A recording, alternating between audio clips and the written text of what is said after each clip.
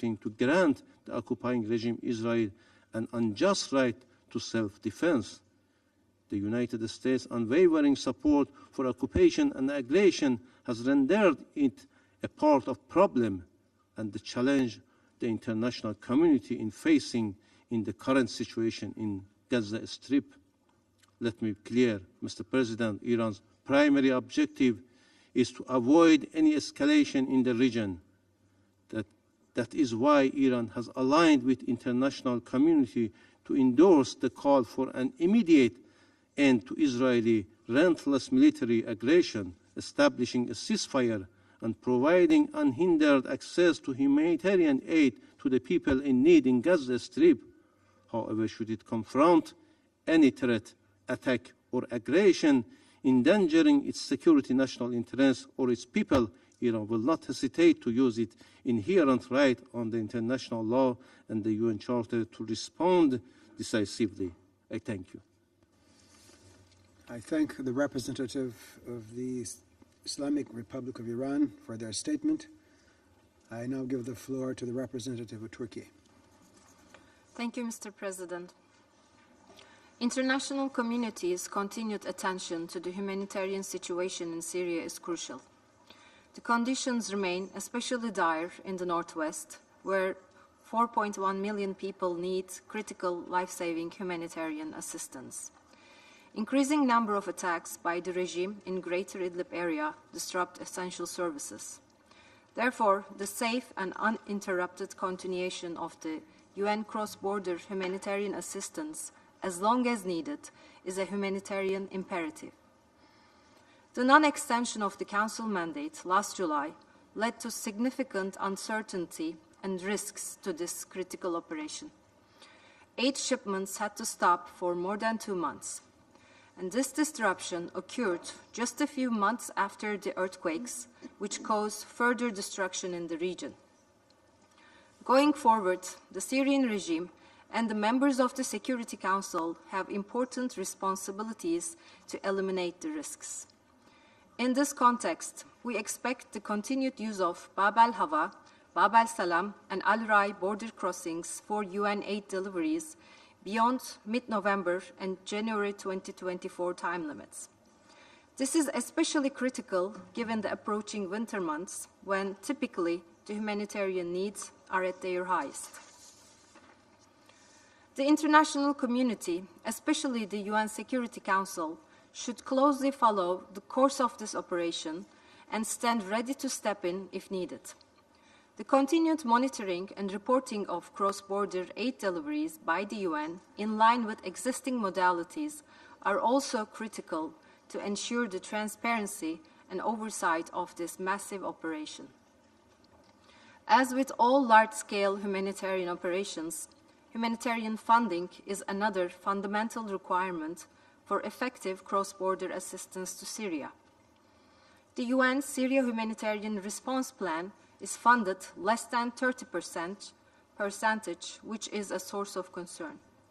We reiterate our call for sufficient and sustained funding so that the United Nations can continue to carry out its humanitarian operations for millions of Syrians in need.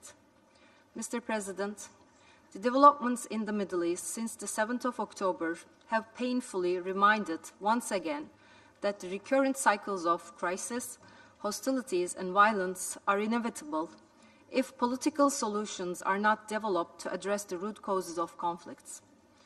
This reality should always be kept in mind when dealing with the Syrian crisis as well.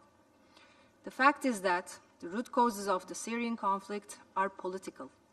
Syrian people have legitimate aspirations still unmet after 12 years of conflict. In the absence of national reconciliation, Syria will continue to suffer from the repercussions of an ongoing conflict. Current escalation in Israeli-Palestinian conflict brings new risks for the wider region, and Syria is not immune to those risks. Special attention is required in the current critical juncture so that the spiral of violence does not drag Syria into further instability. The formula for ending the Syrian conflict is clear. The international community must ensure simultaneous progress in the following 3 tracks. The revitalization of the political process in line with Security Council Resolution 2254.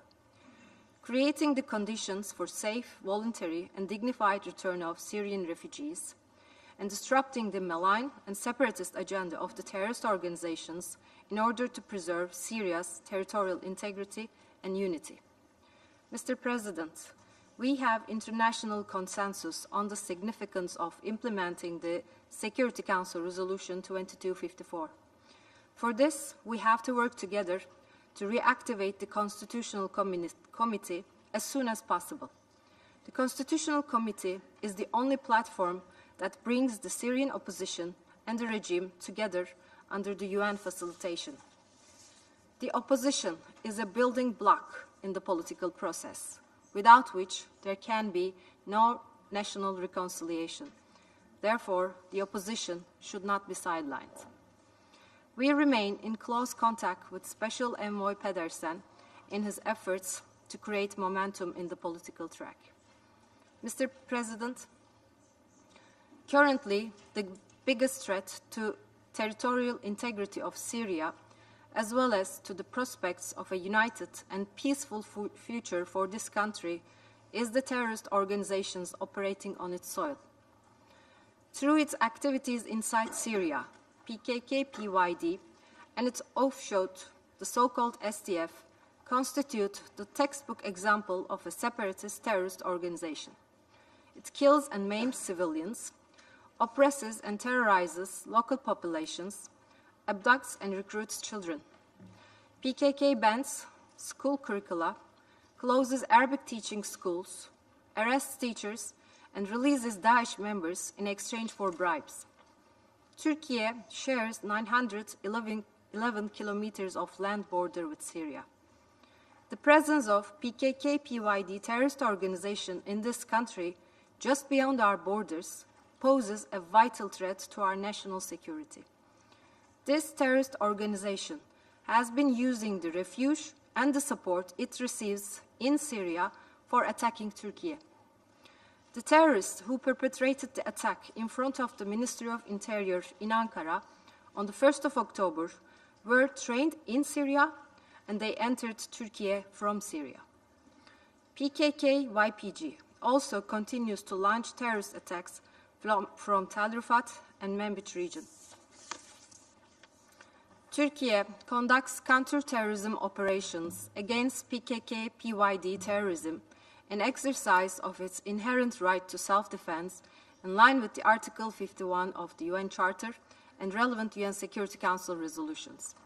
These operations exclusively target terrorists and terrorist capabilities which are directly linked with the functioning and financing of the terrorist organization. We are determined not to allow PKK terrorist organization find safe haven along our borders. I thank you, Mr. President. The representative of Turkey for their statement. There are no more names inscribed on the list of speakers. The meeting is adjourned.